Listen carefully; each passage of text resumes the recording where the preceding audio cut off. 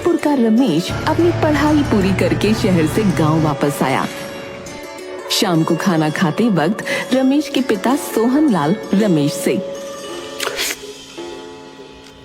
रमेश, अब तो तुम्हारी शहर की पढ़ाई भी पूरी हो गई है, आगे क्या करने का सोचा है तुमने?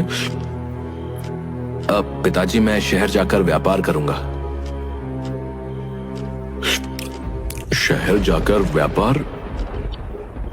हाँ पिताजी, शहर में बहुत स्कोप है, इसलिए वहां मुनाफा भी अधिक है। अगर गांव में रहने वाला हर व्यक्ति यही सोच ले कि उसे शहर जाकर अपना व्यापार करना है, नौकरी करनी है, तो गांव के लोगों की उन्नति कैसे होगी बेटा? पिताजी, गांव की उन्नति कभी नहीं हो सकती, क्योंकि गांव में होता ही क्या है। जैसी तुम्हारी मर्जी।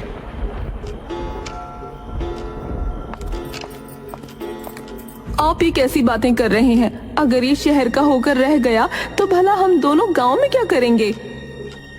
माँ, जब मैं शहर में अपना व्यापार जमा लूंगा ना, तो मैं आपको और पिताजी को अपने साथ शहर में ही रखूंगा। नहीं, हम दोनों तो गांव में ही ठीक हैं बेटा। तुम जाओ और शहर की जिंदगी का मजा लो। आप कैसी बातें कर रहे हैं? एक ही बेटा है हमारा और आप कह रहे हैं कि वो शहर में रहेगा और हम गांव में। हाँ, और तुम भी रमेश के साथ शहर चली जाना, परंतु मैं तो गांव में ही रहूंगा। रमेश को शहर की जिंदगी बहुत पसंद थी। बचपन में वो मोहन लाल के साथ कई बार माँ की आंखों का इलाज करने के लिए शहर जाया करता था और तब से शहर में रहना उसका बचपन का सपना था, जो अब पूरा होने वाला था। दूसरे दिन सोहन लाल रमेश से, पिताजी, मैं शहर में एक चश्मे की दुकान खोलना चाहता हूँ। आजकल लोगों को कमजोर नजर की परेशानी बहुत होती है और इसमें अच्छा पैसा भी है। इसमें कितना पैसा लगेगा बेटा? आपको उसकी फिक्र करने की कोई जरूरत नहीं है। आजकल सरकार व्यापार के लिए मदद करती है। मैंने अपने दोस्त से बात कर रखी है, मुझे बैंक से लोन मिल जाएगा और मैं दुकान की कमाई से थोड़ा थोड़ा पैसा लेकर बैंक की किश्त भर दिया करूंगा। देखा, मेरा बेटा कितना समझदार है। वो तुम्हें किसी भी तरीके की तकलीफ नहीं देना चाहता। हाँ, बहुत बड़ा हो गया है। आपकी जुबान आपके चेहरे का साथ नहीं दे रही। अरे कुछ नहीं, बस तुम्हारी ही बात सोच रहा हूँ। मेरी कौन सी बात सोच रहे हैं आप? यही कि इकलौता बेटा शहर का होकर रह जाएगा। हाँ, तो सच ही तो कह रही थी मैं। और अब सोच क्या रहे हैं? आपने ही तो उसे शहर जाकर व्यापार करने की अनुमति दी है। देखो भाग्यवान, जब उसने मन बना लिया है तो मेरे मना करने से वो मानेगा नहीं। और इस उम्र में बच्चों के साथ जोर जबरदस्ती नहीं की जाती। मुझे तो समझ ही नहीं आता आपका। एक तरफ उसे जाने की अनुमति दे रहे हो, दूसरी तरफ चिंता कर रहे हो। अगर उसे रोका तो सारी जिंदगी उसके मन में यही रहेगा कि माँ बाप ने उसे तरक्की का रास्ता नहीं चुनने दिया। ठीक है, तो अब दुखी क्यों हो रहे हो? जाने दो बेटे को, रह लेंगे हम दोनों गांव में। जल्द ही रमेश शहर जाकर अपना व्यापार शुरू कर देता है। शुरुआत में तो वो हफ्ते में एक दिन गांव आया करता था, जिस दिन उसकी दुकान बंद रहती थी, परंतु धीरे धीरे उसने गांव आना लगभग बंद ही कर दिया। एक दिन, सुनो जी, 1 माह हो गया है, रमेश नहीं आया। आप उसकी खोज खबर लेने जाओ ना, जाने किस हाल में होगा। अरे मैं क्यों जाऊं? शहर में रहने का शौक उसे था, मुझे नहीं। आपका तो मिजाज ही नहीं समझ आता। पत्थर के बने हो। पर क्या मैं समझती नहीं हूँ कि 4 हफ्तों से बेटा घर नहीं आया तो आपकी भूख प्यास कम होती जा रही है। ये दिखावा किसी और के साथ करना, मेरे साथ नहीं। कल सुबह जाकर बेटे का हाल पता कर लो, आपको भी तसल्ली मिल जाएगी। दूसरे दिन सोहन लाल सुबह शहर जाने के लिए जल्दी ही तैयार हो जाता है। बेटे के लिए ज्यादा सामान मत देना, मैं बोझ नहीं उठाकर जाऊंगा। हाँ, क्या उसके लिए कुछ सामान भी भेजना था? मैंने तो कुछ भी नहीं रखा। तुम कैसी हो? न जाने वो शहर में क्या खा रहा है और तुमसे इतना भी नहीं हुआ कि उसके लिए कुछ घर का बना दो। मैं जानती हूँ आप सिर्फ दिखाने के लिए पत्थर दिल बनते हो। अब ऐसा कुछ नहीं है। जब वो आता है तुम उसके लिए कुछ देती हो। हाँ हाँ, मैं ही देती हूँ, पता है मुझे। थैला तैयार है, मैंने उसकी पसंद के मीठे और नमकीन बनाकर रख दिए हैं, और आप दोनों के लिए पूरी सब्जी भी है। दोनों बाप बेटा बैठकर खा लेना। और सुनो, कल ही वापस आ जाना, पता चले बेटे के प्यार में रुक गए। मुझे क्या करना है वहाँ रुककर? मैं तो आज ही वापस आ जाऊंगा। हाँ अच्छा ठीक है, आज ही आ जाना। आपके एक जोड़े कपड़े रख दिए हैं, अगर रुकना ही पड़ गया तो कम से कम साफ कपड़े तो होंगे। थैला उसको दूंगा और हाल चाल पूछ कर वापस आ जाऊंगा। हाँ हाँ, मुझे पता है, अब देर मत करो। सोहनलाल शहर पहुंचता है और देखता है कि रमेश की दुकान पर ताला बंद है। अब तक दुकान नहीं खोली, भला ये क्या व्यापार करेगा? व्यापार का मतलब होता है सुबह समय से दुकान खोलना, ग्राहक टूट जाते हैं। सोहनलाल रमेश के कमरे पर जाता है, वहाँ भी ताला बंद होता है। वो पड़ोस के घर में घंटी बजाता है। अंदर से रमेश के पड़ोसी शर्मा जी बाहर आते हैं। जी कहिए, किससे मिलना है आपको? माफ कीजिएगा, मैं सामने रहने वाले रमेश का पिता हूँ। नमस्कार भाई साहब, अंदर आइए। रमेश तो दुकान पर होगा। दुकान पर तो ताला लगा हुआ है। अच्छा चलिए, कोई बात नहीं, कहीं गया होगा।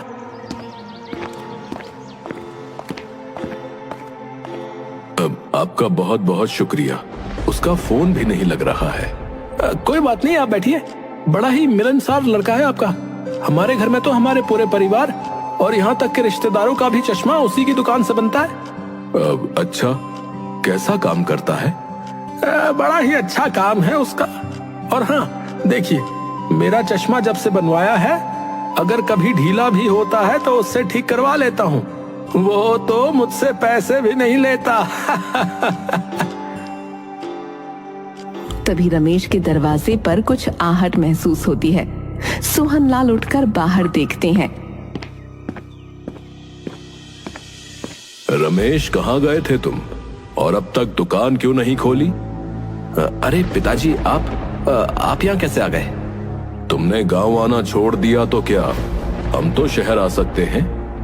जी पिताजी, वो अब रहने दो, कुछ भी कहने की जरूरत नहीं है। तुम्हारी माँ बेचैन हो रही थी, इसलिए तुम्हारा हाल लेने के लिए मुझे भेजा है। इस तरह दुकान कौन चलाता है? 12 बजने को आए और तुम अभी घर पर हो। अगर शहर में मटर गश्ती ही कर रहे थे तो दुकान खोलने की क्या जरूरत थी? रमेश कुछ भी जवाब नहीं देता। सोहनलाल को रमेश का चेहरा देखकर अंदाजा हो जाता है कि वो कुछ परेशान है, पर वो फिर भी कुछ नहीं बोलता।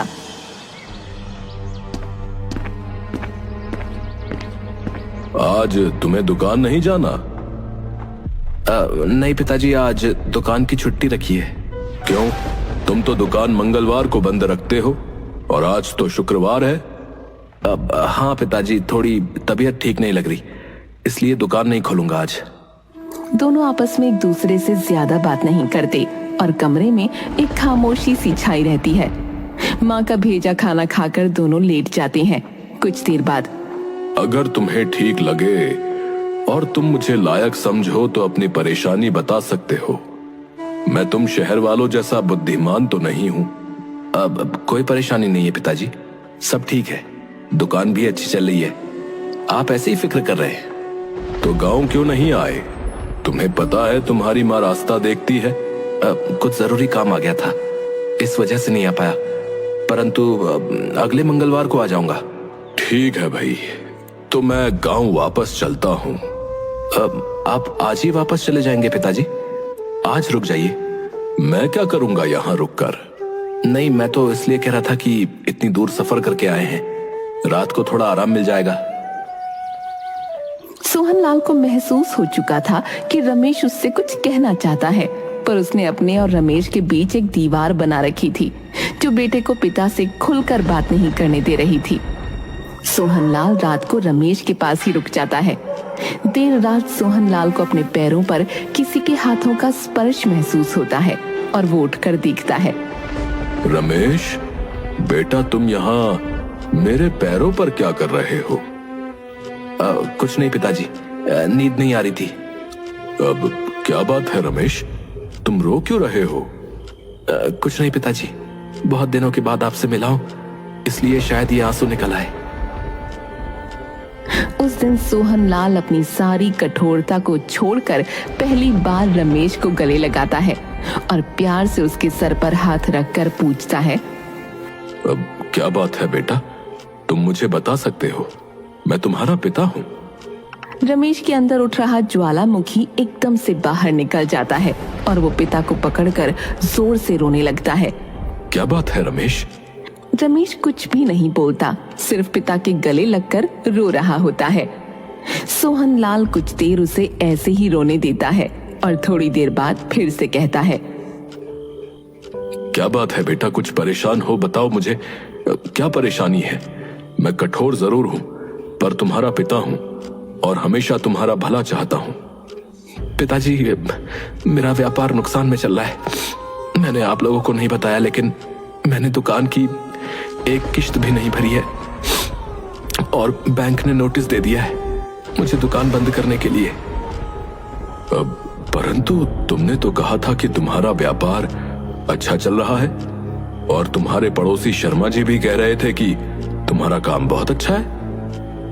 नहीं पिताजी, मैंने जैसा सोचा था, शहर और शहर के लोग वैसे बिल्कुल भी नहीं है।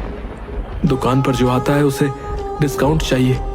लोग 4 दुकानों पर चश्मे का भाव पता करके आते हैं और जो सबसे कम भाव बोलता है मुझसे उससे भी ज्यादा डिस्काउंट मांगते हैं। और ज्यादा ग्राहकों के लालच में मैंने लोगों को इतने डिस्काउंट पर चश्मा बना कर दिया कि वो मूल्य मेरी लागत से भी कम होने लगा। आज मेरे पास कहने को तो 50 ग्राहक हैं, लेकिन मैं ये समझ चुका हूं कि वो मुझसे चश्मा तभी लेंगे जब मैं उन्हें अपने आप को नुकसान में डालकर चश्मा दूंगा। मैं समझ गया बेटा, मैं तुमसे ज्यादा कुछ तो नहीं कहूंगा, परंतु ये जरूर कहूंगा कि अगर तुम्हें ठीक लगे तो आज भी गांव के दरवाजे तुम्हारे लिए खुले हैं। तुम अपना ये व्यापार गांव में क्यों नहीं करते? गांव के लोग कम पढ़े लिखे जरूर होते हैं, परंतु ईमानदार और नेक होते हैं। वो कभी भी तुम्हारा नुकसान करके अपना फायदा नहीं करेंगे। पिताजी, गांव में कितने लोग हैं जो मुझसे चश्मा बनवाएंगे? मैं पहले ही बैंक का कर्जदार हो चुका हूं। मुझे तो यही समझ में नहीं आ रहा कि मैं बैंक के पैसे कैसे भरूंगा। मैं क्या करूंगा पिताजी? तुम उसकी फिक्र मत करो, बैंक का सारा पैसा मैं भर दूंगा। परंतु तुम्हें इस बारे में निर्णय लेना होगा कि तुम्हें शहर में रहना है या गांव में। पिताजी, मुझे कुछ भी समझ में नहीं आ रहा है। आप ही मुझे बताइए कि मुझे क्या करना चाहिए। सोहनलाल आश्चर्य से रमेश की ओर देखता है, क्योंकि पहली बार रमेश आज उसकी सलाह मांग रहा था। आज तक रमेश और सोहनलाल किसी भी बात पर एक मत नहीं हुए थे, परंतु आज दिल से रमेश सोहनलाल की सलाह मांग रहा था। तुमने शहर वालों के लिए व्यापार करके देख लिया, एक बार गांव वालों पर भी भरोसा करके देखो। क्या पता तुम्हारा भरोसा तुम्हारे काम आ जाए।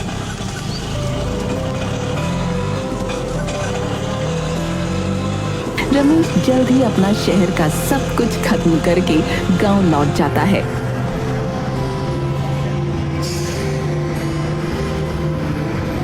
और गांव में एक छोटी सी चश्मे की दुकान खोलता है। सुबह सुबह, रमेश बेटा, आओ चलो गांव चलते हैं और लोगों से मिलकर आते हैं। लोगों से मिलकर? क्या बात है पिताजी? देखो बेटा, ये गांव है, यहाँ शहरों जैसी चकाचौंध देखकर लोग तुम्हारे पास नहीं आएंगे।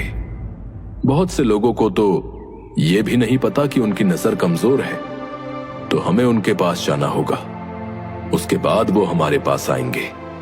रमेश सोहनलाल की बात समझ जाता है और वो दोनों घर घर जाकर लोगों से बात करते हैं।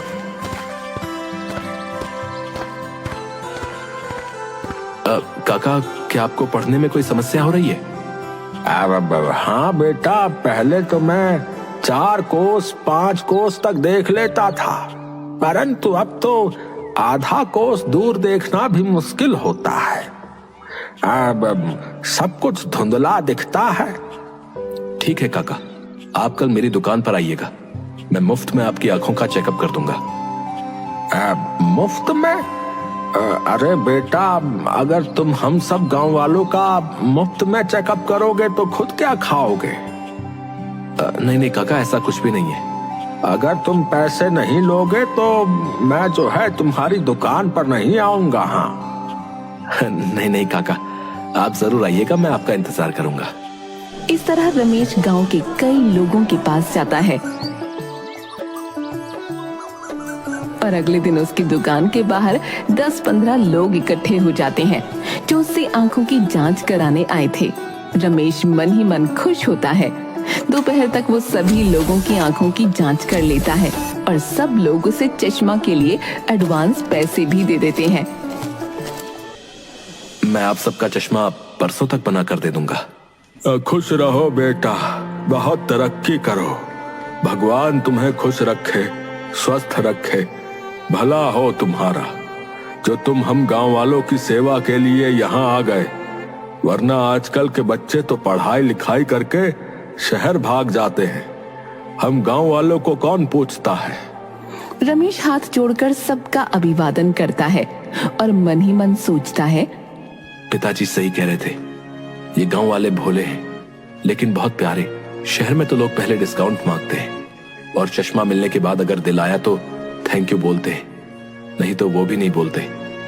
और इन गांव वालों को देखो, डिस्काउंट भी नहीं मांग रहे हैं और आशीर्वाद भी भर भर कर दे रहे हैं। रमेश 2-3 दिनों में सबके चश्मे बनाकर दे देता है और सब बड़े खुश होते हैं। गांव के मुखिया जी सोहन लाल से, अरे भाई सोहन लाल, रमेश ने तो बड़ा ही अच्छा काम किया जो गांव में दुकान खोल दी। अब हम लोगों को चश्मे के नंबर के लिए शहर जाने की जरूरत नहीं पड़ेगी। सोहन लाल खुशी से फूला नहीं समाता। रात के खाने के वक्त रमेश पिता से, पिताजी मुझे माफ कर दीजिए। किस बात की माफी मांग रहे हो रमेश? पिताजी, मैंने आपकी बात कभी नहीं सुनी, शायद इसलिए जीवन में आगे नहीं बढ़ पाया। और आज पहली बार आपकी सलाह मानकर मैंने जो काम किया, उस काम में मुझे 2-4 दिनों में ही तरक्की मिलनी शुरू हो गई। बेटा, अगर हर इंसान यही सोच ले कि उसे शहर में ही रहना है तो गांव की तरक्की कैसे होगी? युवक गांव को पिछड़ा बोलते हैं, लेकिन किसी ने इस पिछड़े गांव को आगे ले जाने की कोशिश तो नहीं की। पिताजी, मैं आपसे वादा करता हूं कि मैं गांव में ही रहकर गांव वालों की सेवा करूंगा। और मैं तुमसे वादा करता हूं कि ये गांव वाले तुम्हें कभी निराश नहीं करेंगे। तभी घर के दरवाजे पर गांव की बूढ़ी काकी आती है। सोहन, कहाँ हो तुम? अरे, ये तो बुद्धि काकी की आवाज है। पिताजी आप बैठिए, मैं देखता हूं। काकी अंदर आइए। मुझे तो मुखिया ने बोला कि तुम्हारे बेटे ने दुकान खोली है। मैं रमेश हूँ काकी, पिताजी तो खाना खा रहे हैं। अच्छा हुआ जो तुम ही मिल गए। क्या आपको पढ़ने में दिक्कत हो रही है? हाँ बेटा, पढ़ तो नहीं पाती, यही तो सबसे बड़ी मुश्किल है। आप कल दुकान पर आ जाइएगा, मैं आपकी आंखों की जांच कर दूंगा। ठीक है, मैं कल दुकान पर आ जाऊंगी। दूसरे दिन दुकान पर बूढ़ी काकी आती है और रमेश उनकी आंखों का टेस्ट शुरू करता है, अक्षर लिखे हुए बोर्ड की तरफ उंगली दिखाता हुआ। काकी आप सामने देखकर इसे पढ़िए। काकी थोड़ी देर तक ध्यान से देखती रही। नहीं बेटा, नहीं पढ़ा जा रहा। आप पढ़ने की कोशिश कीजिए। इस बार भी नहीं पढ़ा जा रहा बेटा।